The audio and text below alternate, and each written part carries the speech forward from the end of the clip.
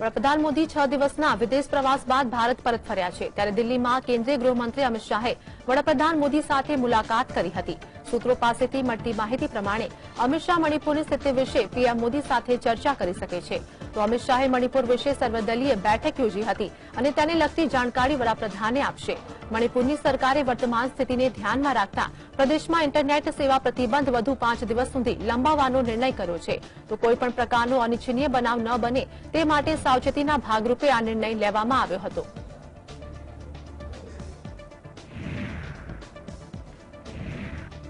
વિદેશ પ્રવાસથી પરત ફર્યા બાદ દિલ્હી એરપોર્ટ પર વડાપ્રધાન મોદીએ ભાજપ અધ્યક્ષ જેપી નડ્ડા અને અન્ય નેતાઓ પાસેથી દેશની સ્થિતિ વિશે જાણકારી મેળવી હતી। પીએમ મોદીએ જેપી નડ્ડાને પૂછ્યું હતું કે અહીં કેવું ચાલી રહ્યું છે અને તેના જવાબમાં જેપી નડ્ડાએ જણાવ્યું હતું કે પાર્ટીના નેતાઓએ સરકારની કામગીરીનો રિપોર્ટ લોકો સુધી પહોંચાડ્યો છે અને દેશ ખુશ છે।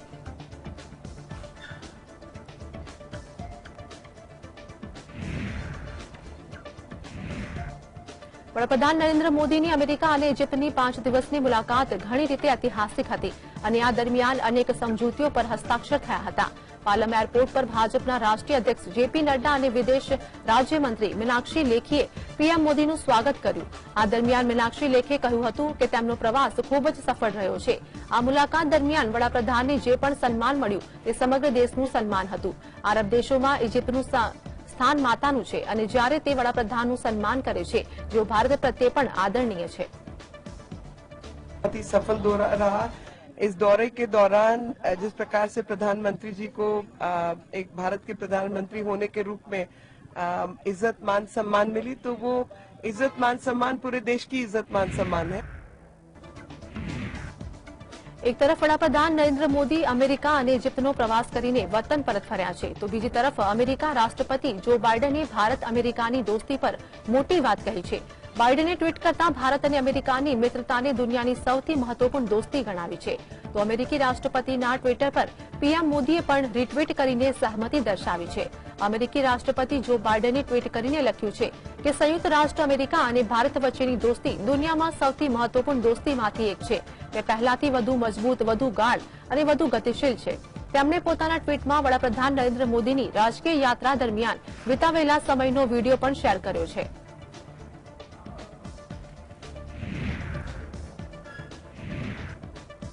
અમેરિકાના પૂર્વ રાષ્ટ્રપતિ બરાક ઓબામાના વિવાદિત નિવેદન પર ભારતના નાણામંત્રી નિર્મલા સીતારામને વળતો જવાબ આપ્યો છે। સીતારમણે પ્રેસ કોન્ફરન્સ કરી મુસ્લિમો સાથે ટ્રીટમેન્ટવાળાઓને ઓબાના નિવેદનનો જવાબ આપતા પીએમ મોદીનો બચાવ કર્યો છે। આ દરમિયાન સીતારમણે કોંગ્રેસ પર ડેટા વિના અને ફાલતુ મુદ્દા ઉઠાવવાનો આરોપ લગાવ્યો છે। તેમણે કહ્યું છે કે કોંગ્રેસ અને અન્ય વિપક્ષી પાર્ટીઓ ચૂંટણી હાર બાદ આવું જ કરે છે। મહત્વનું છે કે અમેરિકાના પૂર્વ રાષ્ટ્રપતિ બરાક ઓબામાએ ભારતમાં મુસ્લિમો સાથે ટ્રીટમેન્ટ અંગેનું વિવાદિત નિવેદન કર્યું હતું જેના પર સવાલ ઉઠાવતા કેન્દ્રીય મંત્રીએ કહ્યું છે કે બરાકના શાસનકાળમાં 6 મુસ્લિમ બહુમતી ધરાવતા દેશોમાં બોમ્બ ધડાકા કરાયા હતા। તેમણે કહ્યું છે કે પીએમ મોદીએ અમેરિકામાં આયોજિત પ્રેસ કોન્ફરન્સમાં સ્પષ્ટતા કરી હતી કે તેમની સરકાર 100નો સાથ 100નો વિકાસમાં વિશ્વાસ રાખે છે। તેમણે કહ્યું છે કે તેઓ કોઈપણ સમુદાય સાથે भेदभाव करता નથી। टॉलरेंस के ऊपर एक यूएससीआईआरएफ है, उनके कमेंट्स आ जाता है। राष्ट्रपति जी ने कुछ बातें बोल रहे हैं जहां शायद 6 देशों के खिलाफ जहां मुस्लिम पॉपुलेशन डोमिनेंट है, बॉम्बिंग हुई उन्हीं के कालों में। सीरिया से लेकर के यमन के लेकर के सऊदी के लेकर के इराक के लेकर के बॉम्बिंग नहीं हुआ।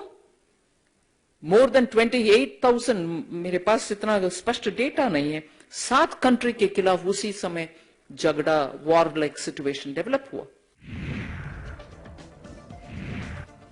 અમેરિકાના પૂર્વ રાષ્ટ્રપતિ બરાક ઓબામાએ ભારતમાં લઘુમતીઓના અધિકારો વિશે કરેલી ટિપ્પણી પર US commissioner on international religious ફ્રીડમના પૂર્વ કમિશનર જોની મૂરે જણાવ્યું હતું કે અમેરિકાના પૂર્વ રાષ્ટ્રપતિએ ભારતની ટીકા કરવા કરતા ભારતની પ્રશંસા કરવા માટે વધુ શક્તિ ખર્ચવી જોઈએ।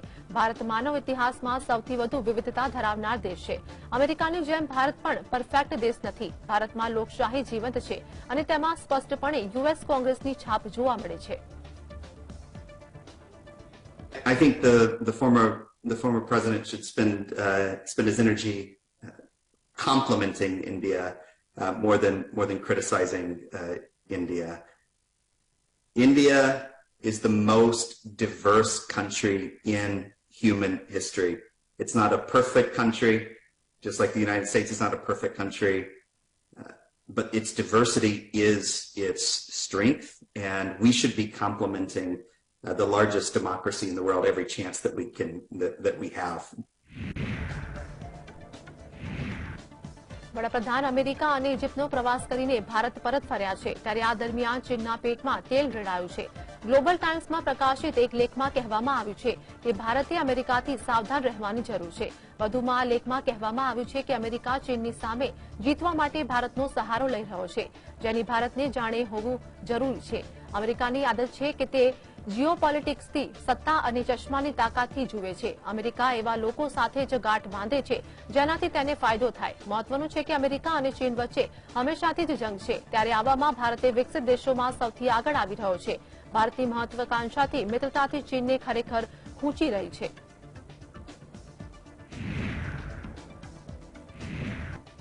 દિલ્હીમાં ગુનાખોરી વધી રહી છે. થોડાક દિવસ પહેલા રાજધાનીના બ્રિજપુરી વિસ્તારમાં છોરાબાજીનો બનાવ બન્યો હતો. હજુ લોકો આ આઘાતમાંથી બહાર આવ્યા નથી, ત્યારે પ્રગતિ મેદાન પાસે આવેલી ટનલમાં ફિલ્મી ઢબે બે બાઇક પર આવેલા હુમલાખોરોએ કારને અધવચ્ચે અટકાવી લૂંટ ચલાવી હતી. અજાણ્યા હુમલાખોરોએ કારમાં વેપારીને બંદૂક બતાવી 1.5 થી 2 લાખ રૂપિયાની લૂંટ ચલાવી હતી. આ ઘટના 24મી જૂનની હોવાનું જાણવા મળ્યું છે. પોલીસે આ મામલે ગુનો દાખલ કર્યો છે અને ફરાર આરોપીની ધરપકડ કરવા માટે કાર્યવાહી હાથ ધરી છે.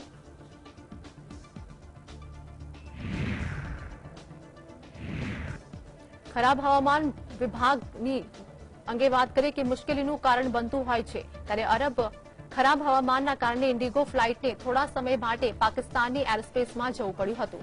અમૃતસરમાં ઇમરજન્સી લેન્ડિંગ કરાવવાની ફરજ પડી હતી. તો એરલાઇન્સ કંપનીના જણાવ્યા અનુસાર ફ્લાઇટ જમ્મુ જઈ રહી હતી, ત્યારે ખરાબ હવામાનને કારણે તેને પોતાનો રૂટ બદલવો પડ્યો હતો. હવામાન એટલું ખરાબ થઈ ગયું હતું કે તેને થોડાક સમય માટે પાકિસ્તાનના એરસ્પેસમાં પ્રવેશવાની ફરજ પડી હતી, જેના થોડા સમય બાદ ફ્લાઇટ ભારતીય હવાઈ ક્ષેત્રમાં પાછી આવી ગઈ હતી. પાયલટે ખરાબ હવામાન વિશે અધિકારીઓને જાણ કરીને કહ્યું હતું કે તેને પાકિસ્તાની એરસ્પેસમાં પ્રવેશ કરવો પડશે. ત્યારબાદ અધિકારીઓ તેને મંજૂરી આપી. અધિકારીઓએ કહ્યું છે કે સમગ્ર ડાયવર્ઝન લાહોર અને જમ્મુ એટીસી દ્વારા સારી રીતે સંકલન કરવામાં આવ્યું હતું. આખરે ફ્લાઇટને અમૃતસર ડાયવર્ટ કરવામાં આવી હતી, જે બાદ એરપોર્ટ પર ફ્લાઇટનું સુરક્ષિત લેન્ડિંગ કરવામાં આવ્યું હતું.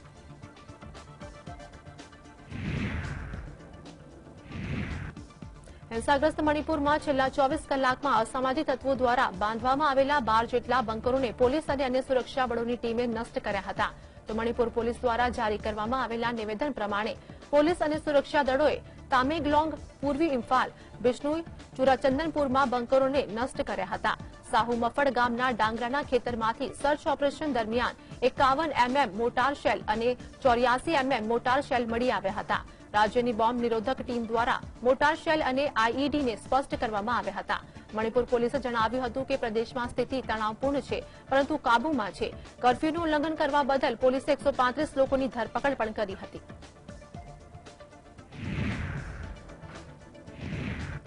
કેન્દ્રીય મંત્રી અમિત શાહે નવી દિલ્હીમાં મણિપુર હિંસા મુદ્દે બેઠક કરી હતી. ત્યારબાદ કોંગ્રેસ નેતાઓએ અલગ અલગ સવાલો ઉઠાવ્યા હતા. કેન્દ્રીય મંત્રી અમિત શાહની બેઠક બાદ બિરેનસિંહે ટ્વીટ કરી જણાવ્યું કે સરકાર મણિપુરમાં સામાન્ય સ્થિતિ લાવવા તમામ વ્યવસ્થા કરવામાં આવી, એવી ગૃહમંત્રીએ ખાતરી આપી છે.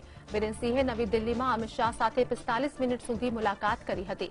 બિરેનસિંહે ટ્વીટ કરી કહ્યું કે અમિત શાહની દેખરેખ હેઠળ રાજ્ય અને કેન્દ્ર સરકારે હિંસા પર મોટા પ્રમાણમાં સ્થિતિ પર કાબુ મેળવી લીધો છે. 13 જૂન બાદ અત્યાર સુધી રાજ્યમાં અનેક લોકોના મોત થયા હતા.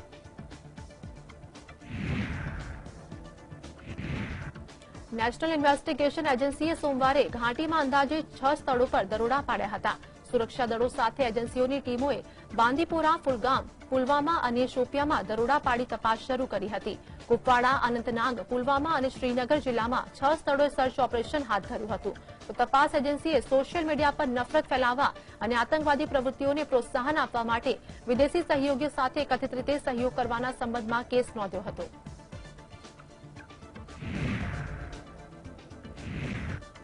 ભાજપ સાંસદ બ્રજભૂષણ સિંહ સામે હવે પહેલવાનો રસ્તા પર આંદોલન કરવાના નથી. કુસ્તીબાજો આ લડાઈ હવે કોર્ટ દ્વારા લડવાનો નિર્ણય કર્યો છે.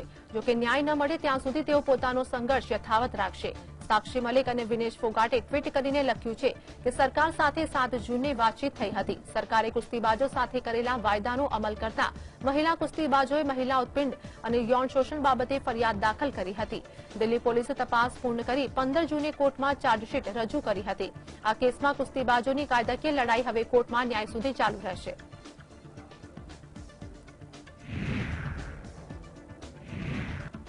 રેસલિંગ ફેડરેશન ઓફ ઇન્ડિયાની ચૂંટણી મોકૂફ રાખવામાં આવી છે. આ ચૂંટણી 11 જુલાઈના રોજ યોજાવાની હતી, પરંતુ ગુવાહાટી હાઈકોર્ટે ચૂંટણી પર સ્ટે આપવાનો ચુકાદો આપ્યો છે.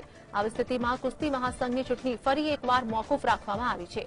અગાઉ આ ચૂંટણી 6 જુલાઈએ યોજાવાની હતી. ત્યારબાદ તેની તારીખ આગળ વધારીને 11 જુલાઈ કરવામાં આવી હતી, પરંતુ હવે આ તારીખે પણ ચૂંટણી નહીં થાય. પ્રાપ્ત માહિતી અનુસાર આ પ્રતિબંધ આસામ રેસલિંગ એસોસિએશનની માંગ પર લગાવવામાં આવ્યો છે. 21 જૂન ભારતીય ઓલિમ્પિક એસોસિએશન આઈઓએની એડ હોક કમિટીએ રેસલિંગ ફેડરેશન ઓફ ઇન્ડિયાની ચૂંટણીને 5 દિવસ માટે લંબાવી હતી.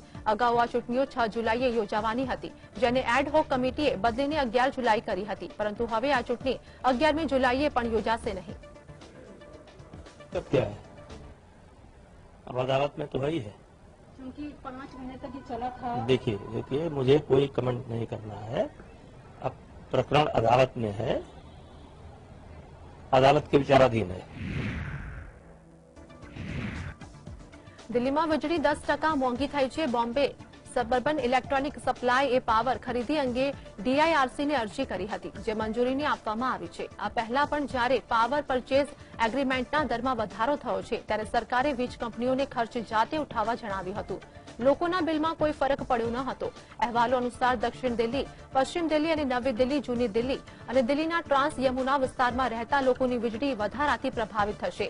તેની સાથે એનડીએમસી એટલે કે નવી દિલ્હી વિસ્તાર પણ પ્રભાવિત થશે.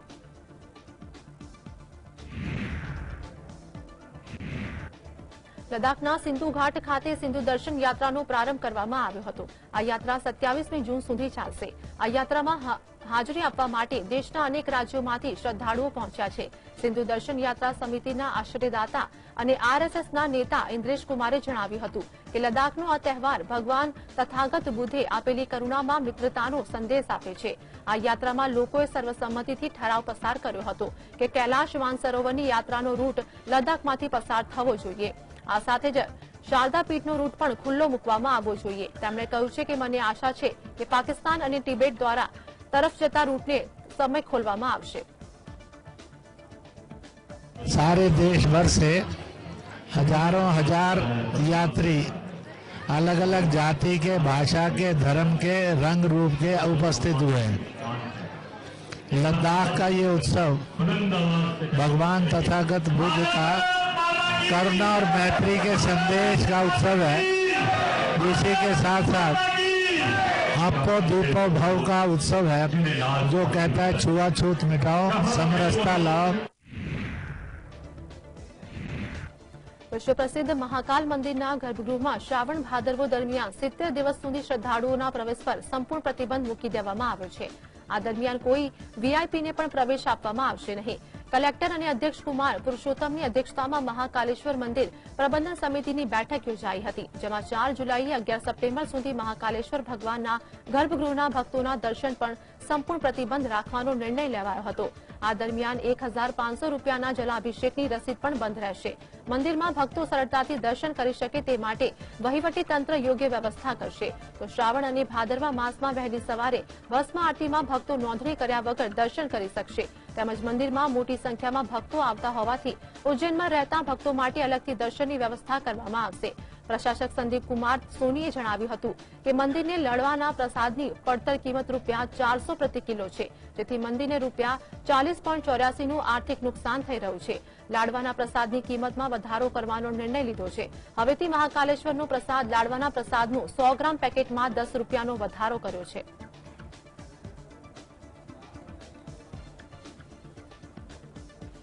ઓડિશામાં એક ભયાનક માર્ગ અકસ્માત સામે આવ્યો છે. ગંજમ જિલ્લામાં ગઈકાલે રાત્રે 2 બસ વચ્ચેની અથડામણમાં 12 લોકોના મોત થયા હતા અને 6 લોકો ઘાયલ થયા છે. ઓડિશાના મુખ્યમંત્રી નવીન પટનાયકે આ દુર્ઘટનામાં લોકોના મોત ઊંડું દુઃખ વ્યક્ત કર્યું છે। મૃતકોના પરિવારને 3 લાખ રૂપિયાની એક્સ ગ્રેશિયાની જાહેરાત કરી છે। તો મળતી માહિતી પ્રમાણે બહેરામપુરામાં એક લોકલ મિની બસ અને ઓએસઆરટીસી બસ સામે સામે ટકરાઈ હતી, જેના કારણે આ દુર્ઘટના થઈ હતી, જેમાં 12 લોકોએ જીવ ગુમાવ્યા હતા। આ ઘટના ઓડિશાના ગંજમ જિલ્લાના દીખડી વિસ્તારમાં સામે આવી છે।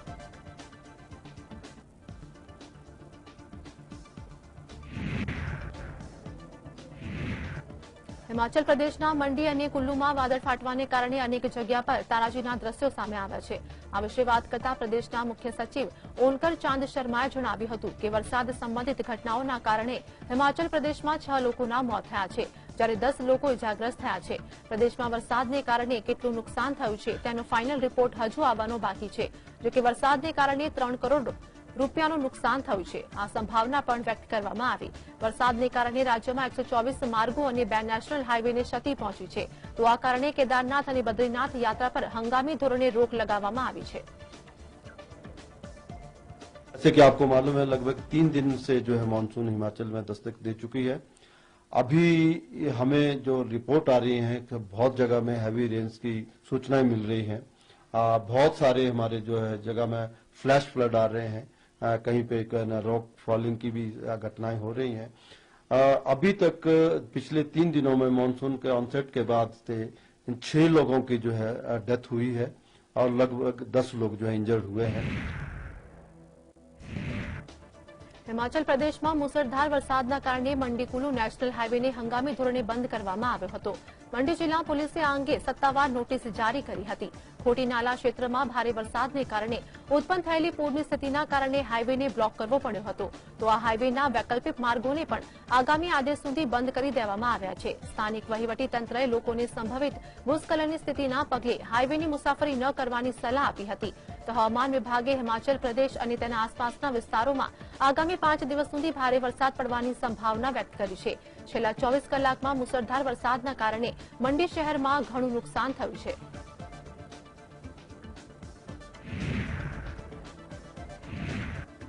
हिमाचल प्रदेश में भारे वरसाद बाद पूरनी स्थिति सर्जाई है। भारे वरसादना पगले राष्ट्रीय धोरीमार्ग पर वाहन व्यवहार अवरोधित है। हिमाचल प्रदेश में भारे वरसादने कारणे लोकोने भारे वरसादने कारणे नुकसानीनो सामनो करवो पड्यो छे। तो उल्लेखनीय है कि भारे वरसादने कारणे हिमाचल में 200 थी वधारे प्रवासीओ फसाया है।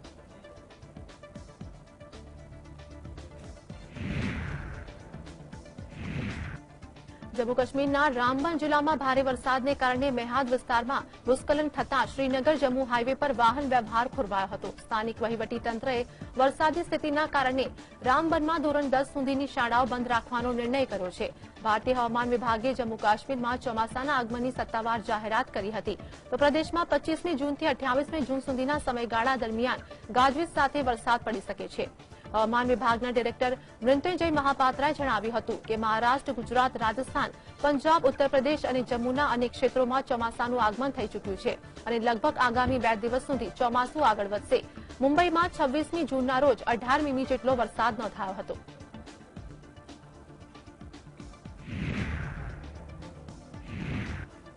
हरियाणाना पंचकुलामां आवेली खारक मंगोली नदीना जलस्तरमां वधारो थता मंदिरमां पूजा करवा गयेली महिलानी कार पाणीमां वधता वहेणमां तणाई गई हती। 10-15 लोकोए दोरडानी मददथी महिलानी कारने बहार काढी हती અને ત્યારબાદ મહિલાને હોસ્પિટલમાં દાખલ કરવામાં આવી હતી। પ્રાથમિક સારવાર તેમને હોસ્પિટલમાં રજા આપી દેવામાં આવી હતી। કાર હજુ પણ નદીમાં પાણીમાં ફસાયેલી છે। तो ये अपनी जो गड्डी सामने खड़ी है, यहाँ पे एक महिला आई थी पूजा करने, तो उन्होंने पूजा पाठ करने के बाद अपनी गड्डी में बैठे, इतने में पीछे से ड्राम का पानी आ गया था, तो उनको गड्डी मोड़ने का या निकालने का मौका मिला नहीं, तो वो भी फंस गए। वो जैसे पानी का बहाव बढ़ता गया तो गड्डी के पानी के बहाव के हिसाब से गड्डी ऊपर आती गई, उसके बाद हल्के इधर आ गई, फिर यहाँ फंस गई। फिर हम 10-15 लड़के थे, उन्होंने हमने रस्सी उस्सी बांध के फिर उनको निकाला। बाकी अपने जो भी कर्मचारी थे सारे लोग आए थे, बाकी हम नहीं करा जो क्या था। नहीं जी, अभी तो पानी करके अभी कुछ नहीं किया, बाकी तो पानी कम होगा तो कल ही इस चीज की कार्रवाई होगी। ભારતીય હવામાન વિભાગે દિલ્હીમાં વરસાદની સ્થિતિને ધ્યાનમાં રાખીને ઓરેન્જ એલર્ટ જાહેર કર્યું છે, જ્યારે 27મી અને 28મી માર્ચ માટે યલો એલર્ટ જાહેર કરવામાં આવ્યું છે। હવામાન વિભાગે દિલ્હી અને આસપાસના વિસ્તારોમાં આગામી 3 દિવસ સુધીમાં વાદળછાયું વાતાવરણ સાથે હળવા વરસાદની સંભાવના વ્યક્ત કરી છે। ગાઝિયાબાદ, નોઈડા, ફરીદાબાદ અને ગુરુગ્રામ માટે પણ યલો એલર્ટ જાહેર કરવામાં આવ્યું છે। 28મી જૂન સુધીના સમયગાળામાં પશ્ચિમી હિમાચલ ક્ષેત્રમાં ગાજવીજ સાથે વરસાદ પડવાની સંભાવના છે। આ સાથે જ મુંબઈ, પાલઘર, થાણે અને સિંધુદુર્ગમાં પણ આગામી 4-5 દિવસ દરમિયાન વરસાદ પડવાની સંભાવના વ્યક્ત કરવામાં આવી છે। લગભગ 62 વર્ષ પહેલીવાર દિલ્હી અને મુંબઈમાં ચોમાસું સાથે પહોંચ્યું છે। આ પહેલા આવી ઘટના 25મી જૂન 1961ના રોજ બની હતી।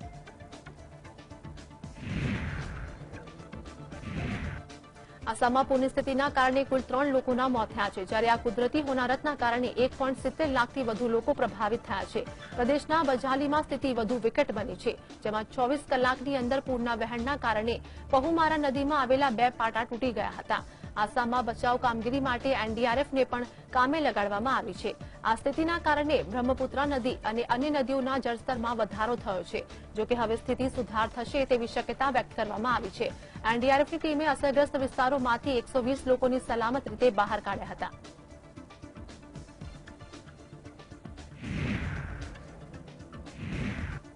મુંબઈના પૂર્વી ઘાટકોપર વિસ્તારમાં આવેલી રાજાવાડી કોલોનીમાં બિલ્ડિંગનો કેટલોક હિસ્સો તૂટી પડ્યો હતો। ઇમારતનો ભાગ તૂટી પડવાને કારણે કુલ 6 લોકો અટવાયા હતા, જે પૈકી 4 લોકોને સલામતી સાથે બહાર કાઢવામાં આવ્યા હતા। આ દુર્ઘટનામાં કોઈના ઇજાગ્રસ્ત થયા હોવાના અહેવાલ પ્રાપ્ત થયા નથી। મુંબઈ અને તેના આસપાસના વિસ્તારોમાં છેલ્લા 2 દિવસથી વરસાદ પડી રહ્યો છે, તો એનડીઆરએફના અધિકારી સારંગ કુવેરે જણાવ્યું હતું કે તે અમારી માત્ર 3 ઘટના સ્થળ પર પહોંચી ગઈ છે। બિલ્ડિંગનો ગ્રાઉન્ડ ફ્લોર સંપૂર્ણપણે ધરાશાયી થઈ गयो છે।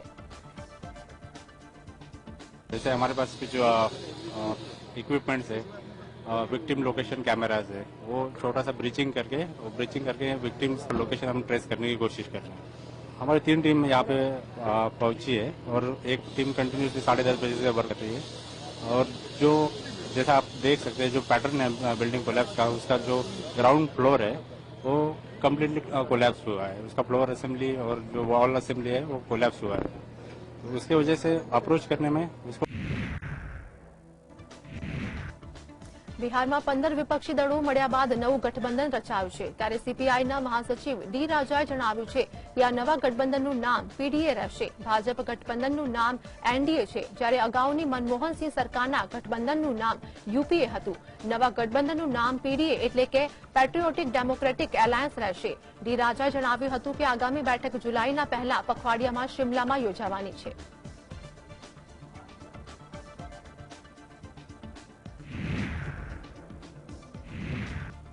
કેન્દ્રીય મંત્રી સ્મૃતિ ઇરાનીએ વિપક્ષી દળોને વરુના ટોળા સાથે સરખાવતા કોંગ્રેસે તેનો વળતો જવાબ આપ્યો છે। ઇન્દોરમાં યોજાયેલા એક કાર્યક્રમમાં સ્મૃતિ ઇરાનીએ વિપક્ષી દળોની બેઠકને લઈને કહ્યું છે કે અંગ્રેજીમાં એક કહેવત છે કે વરુ હંમેશા ટોળામાં શિકાર કરે છે, પરંતુ તેઓ નથી જાણતા કે તેઓ સિંહનો શિકાર કરવા સક્ષમ નથી। આ ઉપરાંત તેમણે એમ પણ કહ્યું છે કે વિપક્ષી દળોનું ટાર્ગેટ વડાપ્રધાન મોદી નહીં, પરંતુ દેશની જનતા અને સરકારી ખજાનો છે। જેના જવાબમાં કોંગ્રેસના नेता प्रमोद तिवारीए કહ્યું છે કે એક સમય એનડીએમાં 44 પાર્ટી હતી, તો શું એ અમારી સામે વળુનું ટોળું હતું?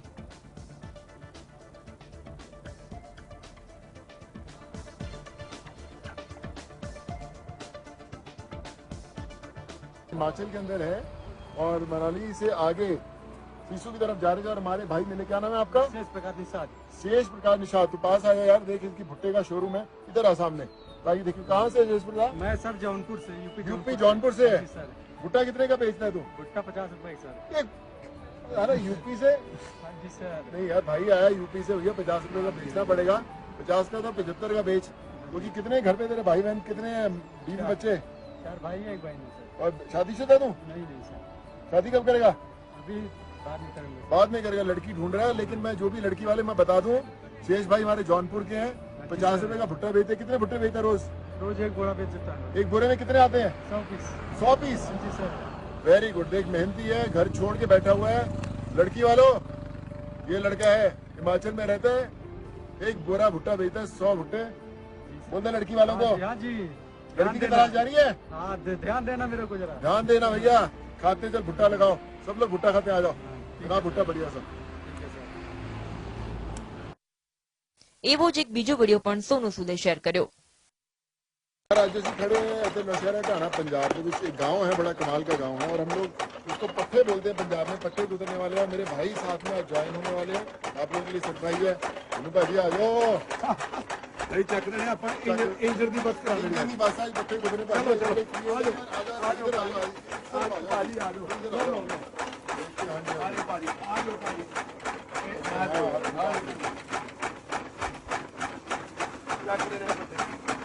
ऐसे कुतरे आते हैं पट्टे पंजाब के अंदर और जिनको सीखना आ जाओ, स्पेशल फीस लगेगी।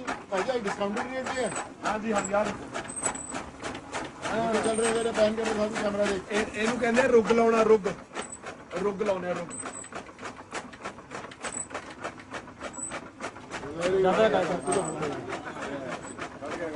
कोई गल नहीं भाई thank you so much ji God bless you. આ હતી સેલેબ્સની સોશિયલ મીડિયા સફર। આવી જ ઇન્ટરેસ્ટિંગ ખબરો માટે જોતા રહો GSTV।